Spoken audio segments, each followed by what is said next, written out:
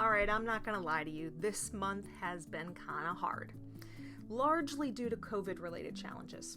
We landed in Portland, we did our 2-week quarantine to make sure that we weren't spreading anything around the community. But really there were several factors that came into play that made landing here in Portland a little rockier than usual. First of all, finding childcare was much more challenging than it has been in the past. With the ongoing COVID concerns here in the US, a lot of schools not reopening, there are a lot of people who are feeling that it's unnecessarily risky to send their children back to school, which means there's a lot of quarantine pods that are popping up all over town, all over the country, in fact.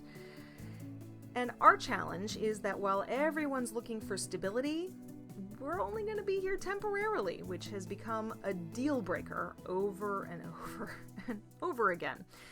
So it's taken us quite a while to find someone, and blessedly we now have a new nanny for our pumpkin who happens to be a networking connection from our nanny in Santa Fe, so go networking. Additionally, soon after we arrived in Portland, it became headline news. Not us arriving, but the town itself and the government response to the ongoing Black Lives Matter protest. So let me start by saying utterly clearly, we are 100% in support of these protests, and honestly, I personally am in awe of the courage and the commitment that the protesters have shown for months, in spite of the pandemic, but even more in spite of the government retaliation. That said, the energy in this town is a little crazy, or certainly it was in those first few weeks of July, particularly while the government stormtroopers, as I've been calling them, were tear-gassing people nightly and snatching peaceful protesters into unmarked vans from off the street. It kind of felt like we were living 15 to 20 minutes away from a supercharged situation, which is not quite what we anticipated when we were here for a day last summer. So, the city has definitely changed. Now, downtown is overall much quieter, except during the nightly protests, which are mostly just in a few blocks downtown. The homeless population is very obvious, with a lot of tent cities covering different blocks. But really, the part that I find both moving and quite beautiful is actually the protest art.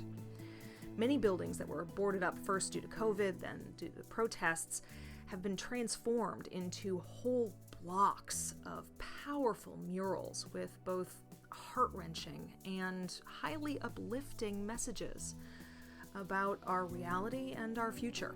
And that's why I wanted to share some of those with you here, because if all you've seen is the drama of the protests and the tear gas, then you're not even close to really appreciating the power of the story that's unfolding here. The message overall is one of justice, love, truth, and respect that we all deserve, and that far too few of our Black brothers and sisters have experienced in this racist and highly inequitable society. But really, the looming cloud of COVID has been the daily pressure for us. Reality is that we imagined time here in Portland was going to have a lot of time in coffee shops and hanging out at the local breweries, exploring some museums, and, the fun stuff about being in a city. And a lot of that's had to be reimagined and reframed. With case numbers going up here and around a lot of the US, our focus has shifted to largely outdoor activities that allow for physical distancing. So that's why most of our adventures for the past 6 weeks have been exploring outside. We've taken some great small hikes through some local parks, including Forest Park, Mount Tabor, and the Smith and Bybee wetlands. And definitely there have been a few times where we just needed to get away from the jangly energy here in Portland. A few weeks ago, I took a drive all the way out to the ocean and landed for an afternoon in Astoria, Oregon, just so I could smell the salt water of the ocean and see some seabirds. I even caught a couple of seals. But without question, there have been two major highlights for us in the last month. The first was our drive through the Columbia Gorge area to Mount Hood, where we got to visit the lavender fields. And they were stunning. smell was luscious. The bees were buzzing between all those purple puffs, and Mount Hood in the background was giving us this beautiful snow-cap backdrop that turned it into a little bit of a fairy tale. And then you add our adorable little pumpkin walking around in her sundress in the fields, and it was pretty precious. So after we enjoyed a stroll around that little bit of luscious beauty, we drove around the mountain a little bit more and found the Mount Hood Brewing Company so we could grab a tasty meal before we headed back to Portland. The second highlight was actually just recently when we visited the Portland Japanese Gardens. We'd heard that this was one of those not-to-be-missed places, and blessedly, they just recently reopened with a mandatory mask rule for all visitors, so we masked up and strolled the garden for a few hours.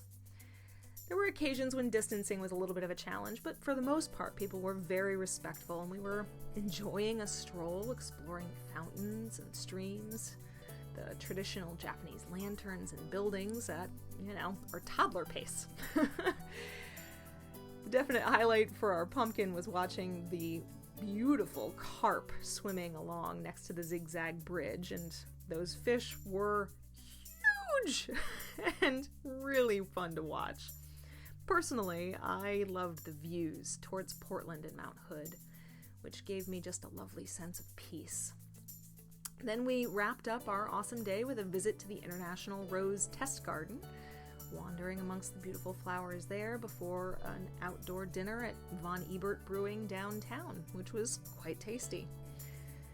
So that's the story here in Portland, and I will keep you updated with all the things that continue to unfold, probably as we take a lot more outdoor adventures here for the end of the summer. If you're curious about how we make this lifestyle affordable, living full-time in Airbnbs while, on average, saving about 49% off the nightly published rates, then I've actually created a free video training you can get at chosencourse.com/Airbnb. Maybe it will help you save a bunch of money off of your next location-independent adventure. So whether you're exploring the whole world, God bless you right now, or your own little corner of it, happy travels, Freedom Lover. Take care.